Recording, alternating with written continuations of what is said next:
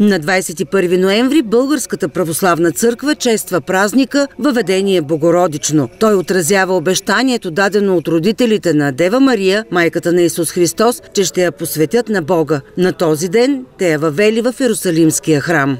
Днеска е един от най-големите християнски празници, защото в момента, когато родителите на майка Богородица завеждат малката Богородица на 3 години пред храма и тя сама изкачила стълбите догоре, вече свещеника, който е посрещнал, е знаел, че се е родила тази, чрез която ще дойде Спасителя в света.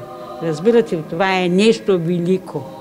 Ако не беше тя, нямаше да слезе Христос на земята. Въпреки лошото време, вярващите християни не пропуснаха празничната литургия. Иванка Петкова е дошла, за да измоли здраве за близките си и разбирателство в семейството, тъй като празникът се почита и като ден на християнското семейство, официално от 1929 година.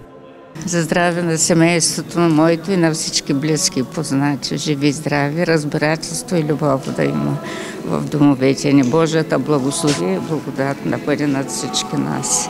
Специално за този празник днес в храма беше изнесена стара икона, изографисана от шуменски иконописец, която оцеляла след пожара в църквата преди близо 80 години. Нейната реставрация все още не е напълно завършена, но красотата й вече е видима.